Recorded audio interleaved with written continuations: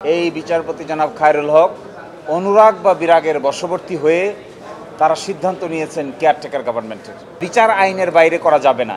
যে আইনে তিনি দোষী সাব্যস্ত হবেন সেই আইন অনুযায়ী তার বিচার করতে হবে। দেশের প্রধান বিচারপতি যারা থাকেন তাদের মান ইজ্জতের সঙ্গে বিচার বিভাগের মান ইজ্জত জড়িত।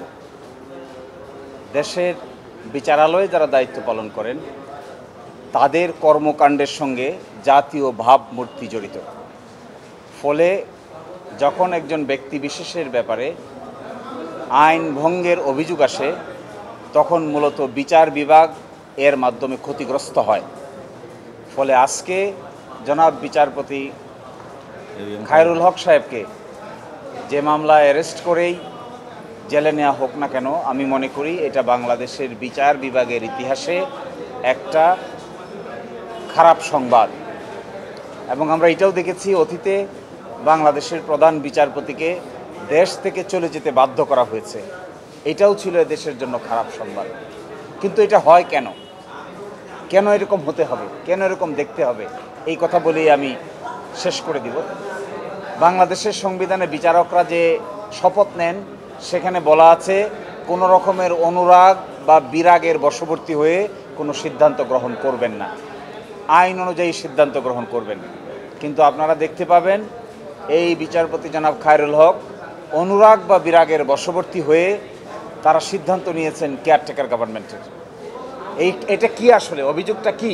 অভিযোগটা হলো একটা আদেশ যা ওপেন কোর্টে ঘোষণা করা হয়েছে, এই আদেশটাকে পরিবর্তন করে ফেলেছেন যখন পূর্ণাঙ্গ জাজমেন্ট বেরিয়েছে।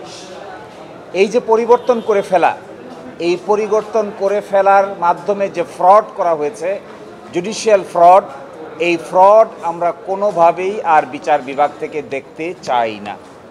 যেই করুক না কেন, যত বড় বিচারক নেই এটা করুক না কেন, it's an offence.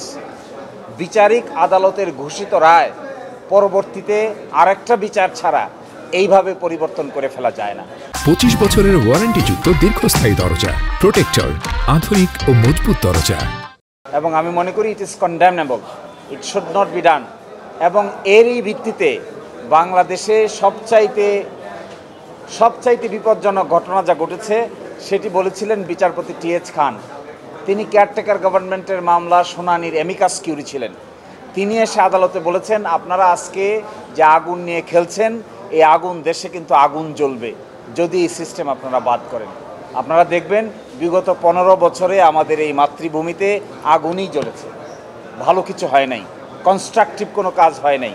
Election commission destroy হয়ে গেছে, ইলেকশন পদ্ধতি ডেস্ট্রয় হয়ে গেছে।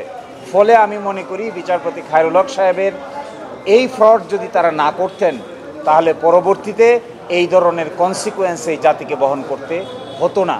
এই জন্য বিচার হবে আইন অনুযায়ী, বিচার আইনের বাইরে করা যাবে না। যে আইনে তিনি দোষী সাব্যস্ত হবেন সেই আইন অনুযায়ী তার বিচার করতে হবে।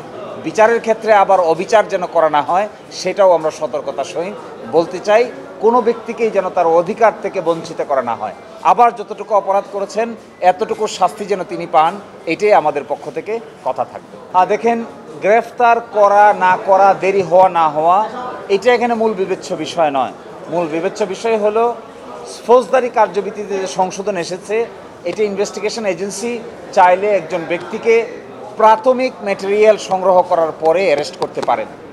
আমার ধারণা যে মামলা হয়েছে এই অনুযায়ী প্রাথমিক তদন্ত করেছেন, তিনি তো বাংলাদেশের প্রধান বিচারপতি ছিলেন, তাকে অ্যারেস্ট করার আগে অবশ্যই কার্যকর আইনি প্রক্রিয়া অবলম্বন করা প্রয়োজন। যদি তারা প্রাইমারি এই ধরনের অভিযোগ পেয়ে থাকেন তবেই হয়তো তাকে অ্যারেস্ট করার সিদ্ধান্ত নিয়েছে।